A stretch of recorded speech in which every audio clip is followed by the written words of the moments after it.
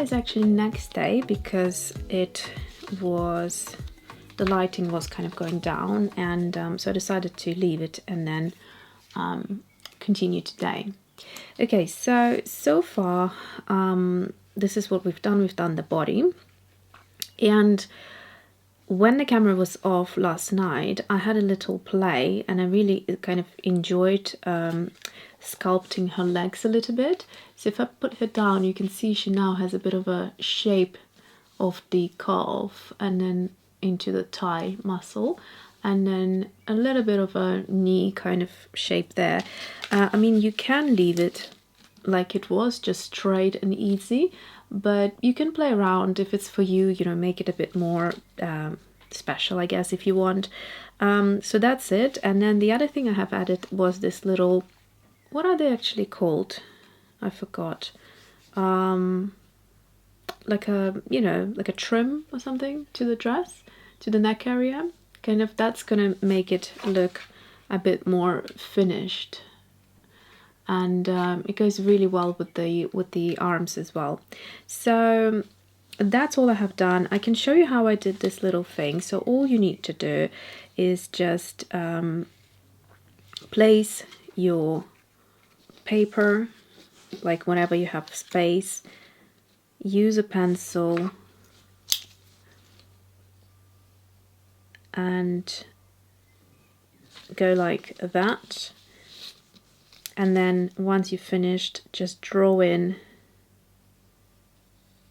this, and you can cut it out and stick it like that. So that's very, very simple. Okay, what else? So we're going to finish the face now, and these buns are going to be her kind of like hair, or, you know, you can just think of it whatever you want it to be. This one had a second one, but it came off when my son was playing with it, so yeah. Okay, now for the face, I want something that's smudge proof. Let's see, ink black, that's a good pencil here, but let me just sharpen it a little bit. Now this is kind of really black. If you like black, this is like the blackest black, and it's water soluble, so I like layering. Or actually I used to do this a lot. I need to find my face illustrations when they first started to show you. I used to use this like on every illustration basically. Really loved the look of it, and then, you know, like everything in life changes and I stopped doing it. But basically you first layer the dry pencil, and then you're going to use some sort of water to intensify it, so you can see what it looks like when it's sort of with the pencil. Let me just actually do the other eye, and then I'm going to add water to the previous.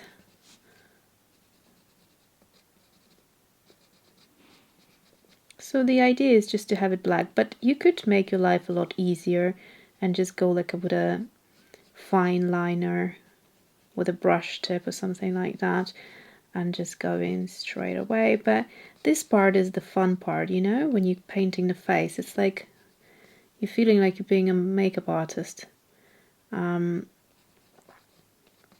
And you're creating the doll that you want to have. So give her the face and the makeup drama that maybe you would want to wear but wouldn't dare. But you can express it in your art. So let me now wet it and show you the difference when the Inktense pencils are worked with water. So you can correct if you missed a spot or something. If you're using a really fine tipped brush, you can just correct or add a few areas. So it kind of settles the pigment more and it wouldn't sort of smudge. And you can see sort of now it almost looks, can you see? It doesn't look like a colored pencil anymore. So it has that intensity of the pigment, which is really cool. Black was the color that I used up most in the Inktense. So first I think I bought like a small set of 12 colors. I fell in love so much, like I just was using up the black quickly, and I thought I need a bigger set, so that's when I went and I got the 72 or 73, I think it's 72 probably, set, and yeah, was obsessed with it for quite a few years. Alright, so I'm just going to, actually let's just quickly compare. So here is a Aquarelle Stabilo, so you see how black it is, and then here is this one. So the second, so Stabilo is actually blacker, so I could have gone with the Stabilo, but that's okay now. Alright, so it is, I mean it is black, you can see that. So we've got the eyes done. Now let's just kind of just illustrate a little bit. Let's see. I'm going to go into water-soluble something. Here it is. Water-soluble graphite. Just very little color. I think, you know, I say this probably in every illustration. I like very little color in the eyes, but this is subject to your taste or your desire, style.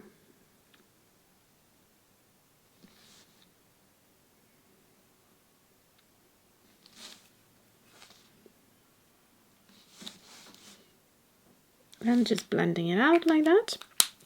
And then actually I'm going to go for the pupils. I'm going to go with that Stabilo Aquarelle, as it is so super black. And then, because I don't want it to smudge, I'm going to almost like set it with water. Okay, so the eyes are quite dramatic at this point, and I feel like we just need a lip, and I'm pretty happy with most of everything else. So in terms of the lip, should I go into my, oh, I'm going to go into this Naftamide Maroon.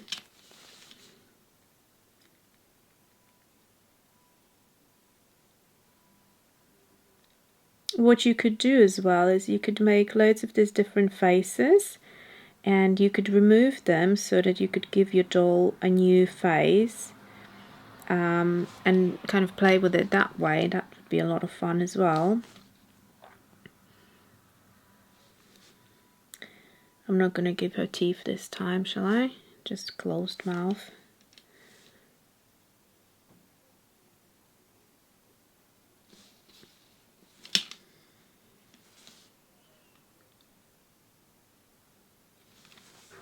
I want it to be super, super intense, and this brush keeps giving me more water than I want, and so I can't get the, I think that's right now, the darkest kind of color. Okay, so at this point I just want to introduce my Polychromos, just to do a bit of shading. Now you can see the skin tone on the body and the face differs, so I want to bring it down and darken it, and I'm going to pull out a few pencils.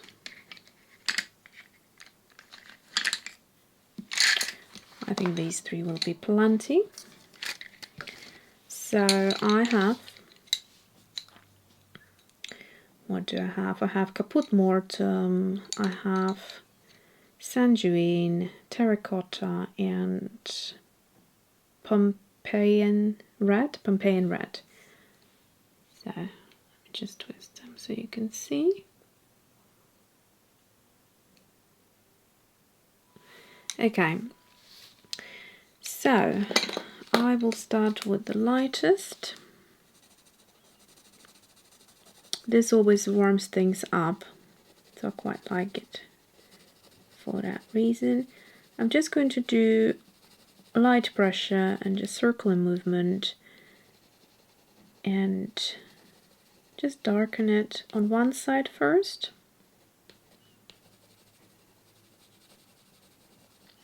There is a tutorial I did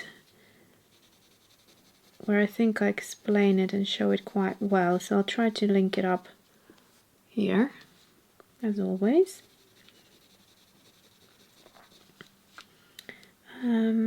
Let's see, I'm just going to intensify a little bit over here.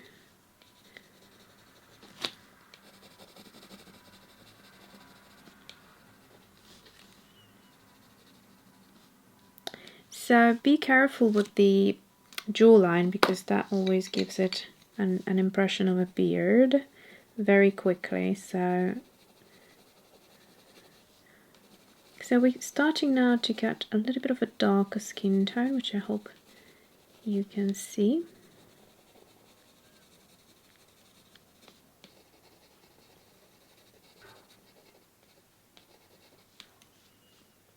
All right. Actually, I wanted to try my new Derwent pencils here as well, so I might do that in a minute. So just again darker yet over here.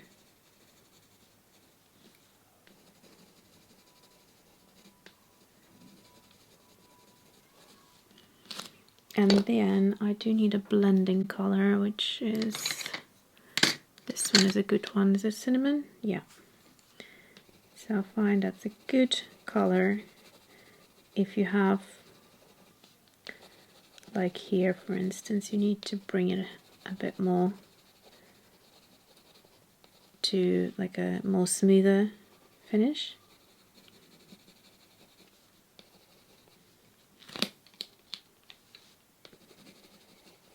So then I can quickly do that. I'm also going to keep a highlight on the nose, but this area needs to go darker and a little bit here as well.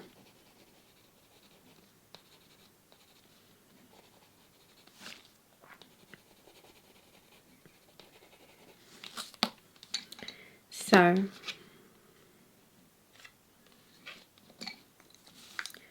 I feel like I need some warmth around here.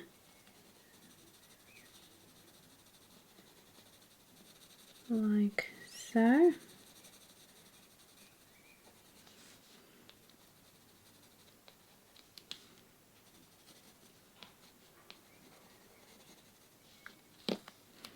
Okay, I think that's quite good. Maybe a bit of this red, Pomeranian red, just a little, like that. That's pretty good. Okay, let me pull out these pencils. See if anything takes my fancy.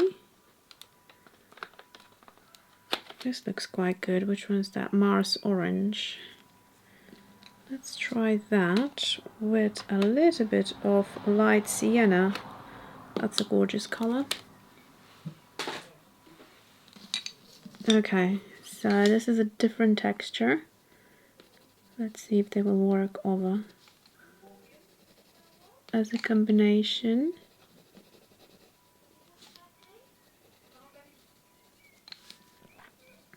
Yeah, works quite well, let's say. And then with the light, I'm just going to blend. That blends beautifully. It has that like a more pastel kind of almost chalky feel, but it's not chalk pencil or pastel pencil. It's gorgeous. I'm just going to layer that on top, sort of blending the colors underneath a little. Okay, so the highlight on the nose is pretty strong, so I'm just going to leave that at this.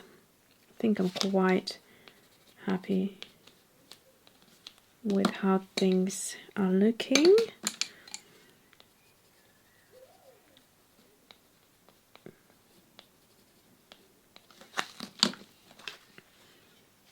So a little bit more shading, and I think I'll leave it at that, so that's fine now. Okay, so the thing that's left to do is to cut out the face and stick on the ears and adhere the head. Okay, so let's do that.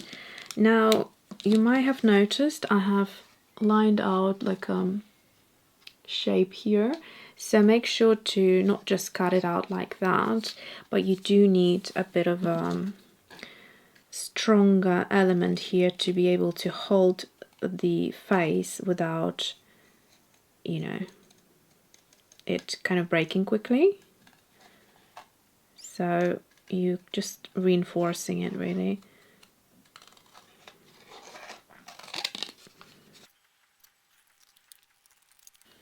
So there's a bit of white that I left here because I didn't want to cut too deep in, as these winged bits are sticking out. So I need to make sure they don't break, and also to not cut too deep in so they don't fall off. So this is a 300 GSM paper, so it's a little bit tough to cut, and the scissors don't glide as smoothly, and that's why you need to really slow down when you're fussy cutting the face. That's it. Almost there. Just down to the chin. And now I'm going to snip it off here. Okay, perfect. So here we go, we have the face. And now I'm going to attach the ears, or the hair elements, bun elements. So here you can go as far or as close as you desire. So you can go here like this, or a bit higher. I fancy them. You can always like even overlay them, but that looks quite nice actually. Let's see with the face. Yeah, that looks really pretty. Okay, I'm actually going to overlay them. Okay, so I'm going to stick this one first on, so roughly here. And I'm going to add the glue at the head rather than the bun. Like that. Is it about here? I think I placed it. Like so. And then on the other side, I'm going to make sure I add loads of glue. Like that. And then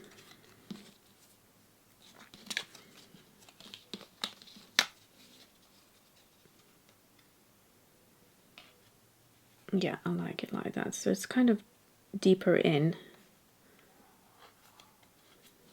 Perfect. So if there's not enough glue on the other side, you could quickly lift things, add a bit more glue, and then just stick it more down, and then have a good look if that's what you like, or if you want to move things up or down a little, you still have the time to do that. Okay, I think, yes, I like it here. Okay, so I'm gonna let it dry now, and then it's the neck attachment, and then I'm going to show you how you can pose this doll, which is really super fun. Okay, so you will need one of these again paper fasteners. I looked it up. That's what they're called here in UK. Okay, so basically what you will do is now put her in here, the head attaching to the body. I mean, you see this one, because I had to correct it and fix it, it ended up being kind of without the neck. So this one also doesn't really have a neck, but the chin is so long that it kind of serves a purpose for the neck as well in this case. So roughly I want it here, and I'm going to make a little dot here. So roughly this is where the thing going to go in. And I think in the front it's going to be about here. So I'm going to now take my little puncher and punch a hole. And let's see. Okay, there you go. One done, and then we have this one here as well, like so. And you're going to line them up. And do as we did before. The chin went a little bit in, as you can see, tiny little bit, but that's okay. So I'm just going to now open them up a little. Okay, I had to grab these again, so I'm going to cut them a bit shorter.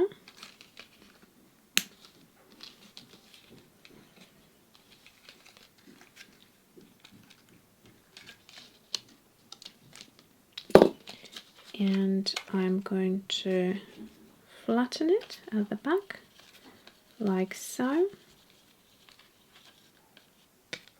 And there she's ready. So make sure that the neck can, or has enough space at the back, whichever way you designed yours, to turn around so it doesn't get stuck. I mean, you wouldn't want to turn it any more than this, I suppose. Okay, so let me show you how you can pose her.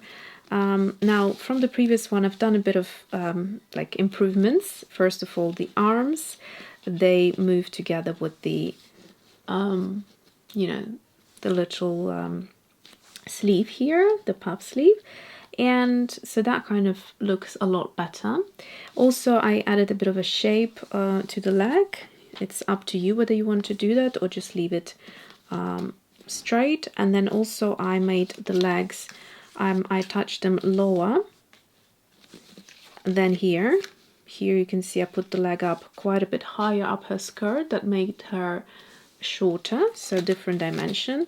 And this one is just a taller doll, which is what I wanted for myself. Okay, so here's what you can do in terms of posing. There are some of my favorite poses, which is just crossing her legs and then kind of bringing her arms to cross as well. I kind of find that's really cute, and also add a bit of a, you know, turned head. The other one you can do is kind of get her leg to stand out to the side a little and move her head straight, and then hide one of her arms behind like so, and this arm kind of almost goes on her thigh. So I find that's quite a cute little pose. You can sit her down almost in a yoga position like that if you wanted to, and you can cross her legs this way. Yeah, so you basically can either put the hands down like she got them in the pockets or something, or you can bring them by her side or on top of her dress. So yeah, as I was saying, you can bring her arms to cross in front of her body. You can bring them up like completely, actually, like all the way up here. You know, you can do a lot of things, and I'm just going to have her sit on my desk because I think she's just so adorable. I love having her feet crossed like that, And yeah, I hope you will have fun creating this little paper doll. And it's sort of like, you know, down the memory lane, as they say, experience of like us in the childhood. The only thing is when you turn her head, it looks a bit weird because there isn't a neck there, so kind of just the chin tilts. But if you do it to just to the side just a little, it already kind of changes the look. Just don't go too far, I guess. So yeah, you can create different hairstyles, different dresses. In fact, I have an idea which I was playing around with last night, which I might share with you, how to create patterned paper to resemble like a fabric, and then you could make different like outfits for her. You know, you could sort of take out the arms and put a different dress on and different hats and kind of just have a bunch of these paper dolls, really. So I hope you enjoyed it, and thanks for watching. See you soon.